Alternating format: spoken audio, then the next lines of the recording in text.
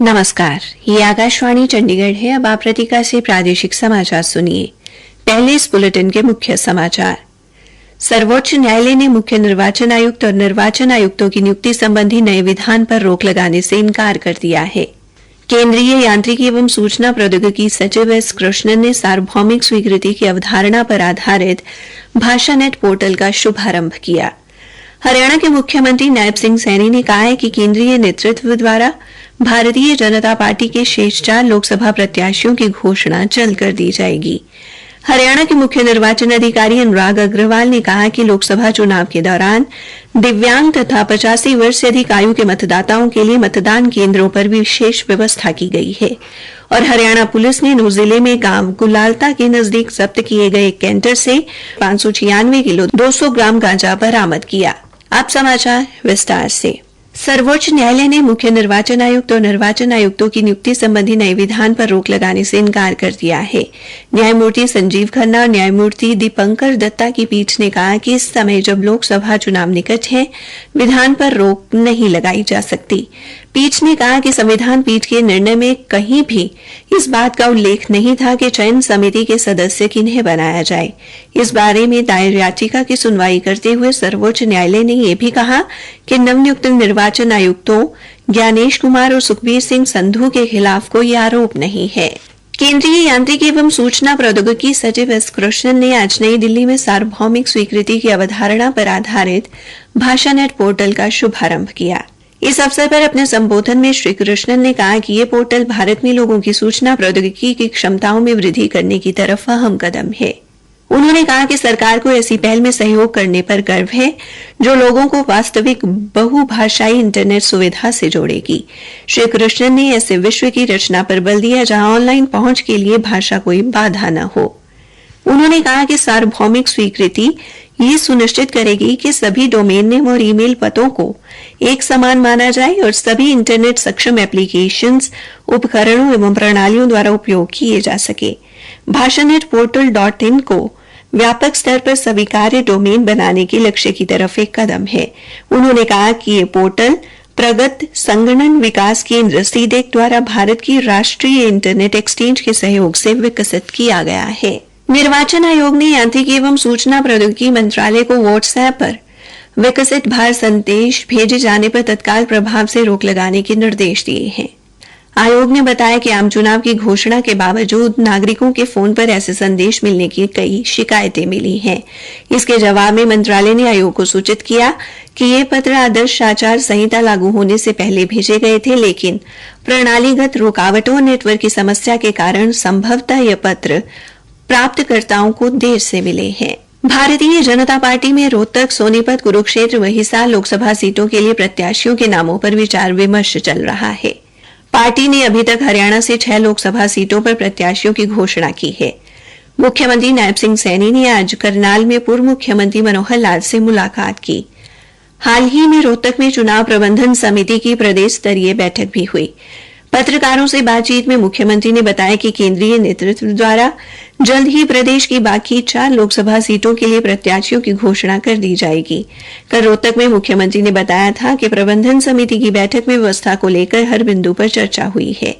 उन्होंने कहा कि बीजेपी के नए प्रदेशाध्यक्ष का नाम भी केंद्रीय नेतृत्व को तय करना है। उन्होंने कहा कि प्रदेश की डबल इंजन सरकार ने योजनाबद्ध तरीके से लोगों को लाभ पहुंचाया है। यही वजह है कि भारतीय जनता पार्टी हरियाणा की सभी 10 लोकसभा सीटों पर जीत हासिल करेगी और नरेंद्र मोदी तीसरी बार प्रधानमंत्री बनेंगे। मार्क्सवादी कम्युनिस्ट पार्टी लोकसभा चुनाव के मद्देनजर प्रदेश भर में प्रचार अभियान चलाएगी। इस अभियान के जरिए इंडी गठबंधन के प्रत्याशियों को जिताने की अपील की जाएगी। रोहतक में पार्टी के पोलित ब्यूरो के सदस्य एवं पूर्व सांसद बसु की मौजूदगी में बैठक में केंद्र सरकार पर संविधान के ढांचे को बदलने का आरोप लगाया गया। राज्य सचिव सुरेंद्र सिंह ने बताया कि प्रदेश स्तरीय अभियान के लिए टीम गठित की जाएगी। प्रादेशिक समाचार आकाशवाणी चंडीगढ़ से प्रसारित किए जा रहे हैं। हरियाणा के मुख्य निर्वाचन अधिकारी अनुराग अग्रवाल ने कहा कि लोकसभा चुनाव के दौरान निर्वाचन आयोग ने दिव्यांग तथा 85 वर्ष से अधिक आयु वाले मतदाताओं के लिए मतदान केंद्रों पर विशेष व्यवस्था की है। उन्होंने बताया कि उनके लिए मतदान केंद्रों पर रैंप, व्हील चेयर लाने व ले जाने की व्यवस्था, मेडिकल किट सुविधाओं के अलावा उनके साथ एनसीसी व एनएसएस के स्वयंसेवकों को तैनात किया जाएगा। आयोग ने दिव्यांग मतदाताओं के लिए चुनाव से संबंधित जानकारी प्रदान करने के उद्देश्य से सक्षम ऐप भी बनाया है। उन्होंने कहा कि प्रदेश में अधिकांश पोलिंग स्टेशन स्कूलों में ही बनाए गए हैं। उन्होंने शिक्षकों से स्कूलों में बच्चों को चुनाव प्रक्रिया से संबंधित जानकारी देने और उन्हें अपने अभिभावकों के साथ साथ अन्य लोगों को मतदान के लिए जागरूक करने का आह्वान भी किया। रेलवे होली के दौरान यात्रियों की सुविधा के लिए 540 विशेष रेलगाड़ियों का परिचालन कर रहा है। रेल मंत्रालय ने बताया कि ये रेलगाड़ियां देश के प्रमुख स्थानों तक चलेंगी। इनमें नई दिल्ली से श्री माता वैष्णो देवी कटरा तक चलाई जाने वाली विशेष रेलगाड़ी भी शामिल है। मंत्रालय ने बताया कि इस बार होली के दौरान पिछले वर्ष के मुकाबले 219 रेलगाड़ियां अधिक चलाई जाएंगी।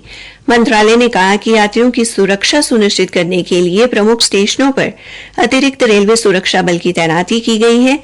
रेलगाड़ियों के सुचारू परिचालन के लिए प्रमुख स्टेशनों पर अधिकारियों की आपात ड्यूटी भी लगाई गई है। करनाल के महाराणा प्रताप उद्यान विश्वविद्यालय के वैज्ञानिकों द्वारा फूल पत्तियों से हर्बल गुलाल तैयार करने के लिए विभिन्न फूलों पर अनुसंधान किया जा रहा है। विश्वविद्यालय के प्रवक्ता ने बताया कि इन प्रयासों में अभी तक वैज्ञानिकों को गेंदे की फूल पत्तियों और चुकंदर से हर्बल गुलाल तैयार करने में सफलता पाई है, जो पूरी तरह रसायन मुक्त है। प्रवक्ता ने कहा कि होली पर्व को देखते हुए गेंदे की फूल पत्तियों और चुकंदर से बना हर्बल गुलाल महत्वपूर्ण है। उन्होंने कहा कि जिन फूलों से हर्बल गुलाल बनाया गया है, उन फूलों की पैदावार भी उद्यान विश्वविद्यालय द्वारा स्वयं की गई है। उन्होंने बताया कि इसके पीछे विश्वविद्यालय का प्रमुख उद्देश्य किसानों को प्राकृतिक खेती के साथ जोड़ना है। प्रवक्ता ने कहा कि जैसे जैसे प्राकृतिक खेती बढ़ेगी, उसी के अनुरूप लोगों का रुझान भी प्राकृतिक खेती से उपजी फसलों की ओर जाएगा। विश्वविद्यालय लोगों को उनके उत्पादों के फायदों के प्रति जागरूक करने के लिए भी काम कर रहा है। हरियाणा पुलिस ने नूंह जिले में सिकरावा मार्ग पर गांव गुलालता के नजदीक जब्त किए गए कैंटर से 596 किलो 200 ग्राम गांजा बरामद किया है, जिसकी बाजार कीमत लगभग 89,43,000 रुपए आंकी गई है। अपराध जांच शाखा पुन्हाना के प्रभारी निरीक्षक संदीप ने बताया कि ये कैंटर सिकरावा सड़क पर गांव गुलालता के पास नाकाबंदी के समय जब्त किया गया, जब इसका चालक अपने कैंटर को नाकाबंदी से लगभग 200 मीटर दूर छोड़कर भाग गया था। उन्होंने कहा कि पुलिस ने उपरोक्त कैंटर मालिक व अन्य के खिलाफ मुकदमा दर्ज कर कार्रवाई शुरू कर दी है। आरोपियों को शीघ्र ही गिरफ्तार कर लिया जाएगा। पानीपत के समालखा स्थित गांव चुलकाना में फाल्गुन मास की एकादशी पर लगने वाला 2 दिवसीय श्री श्याम बाबा फाल्गुन महोत्सव आज संपन्न हो गया। मेले में 1 लाख से अधिक श्रद्धालुओं ने श्री श्याम बाबा के दर्शन किए। प्रदेश के पूर्व मुख्यमंत्री रहे मनोहर लाल व भूपेंद्र सिंह हुड्डा ने श्री श्याम बाबा के समक्ष शीश नवाया। मेले में प्रसिद्ध कथावाचक कुमार विश्वास ने रामकथा के साथ श्याम की महिमा का गुणगान किया। इस अवसर पर समालखा की अनाज मंडी से श्याम रथ यात्रा निकाली गई। रोहतक के उपायुक्त एवं जिला निर्वाचन अधिकारी अजय कुमार ने कहा है कि निष्पक्ष एवं शांतिपूर्ण ढंग से चुनाव करवाना जिला प्रशासन की पहली प्राथमिकता है। उन्होंने कहा कि संवेदनशील व अति संवेदनशील मतदान केंद्र को चिन्हित करने के लिए मैपिंग का कार्य किया जा रहा है। सेक्टर अधिकारी इस कार्य में लगे हुए हैं। उनकी रिपोर्ट के आधार पर संवेदनशील एवं अति संवेदनशील मतदान केंद्रों की पहचान करके सूची तैयार कर ली जाएगी। चुनाव के दृष्टिकोण से जिला पुलिस अधीक्षक द्वारा सुरक्षा बलों की 10 कंपनियों की मांग की गई है। अंत में मुख्य समाचार एक बार फिर। सर्वोच्च न्यायालय ने मुख्य निर्वाचन आयुक्त और निर्वाचन आयुक्तों की नियुक्ति संबंधी नए विधान पर रोक लगाने से इंकार कर दिया है। केंद्रीय यांत्रिक एवं सूचना प्रौद्योगिकी सचिव एस कृष्णन ने सार्वभौमिक स्वीकृति की अवधारणा पर आधारित भाषा नेट पोर्टल का शुभारंभ किया। हरियाणा के मुख्यमंत्री नायब सिंह सैनी ने कहा कि केंद्रीय नेतृत्व द्वारा भारतीय जनता पार्टी के शेष 4 लोकसभा प्रत्याशियों की घोषणा जल्द कर दी जाएगी। इसी के साथ ये समाचार बुलेटिन समाप्त हुआ।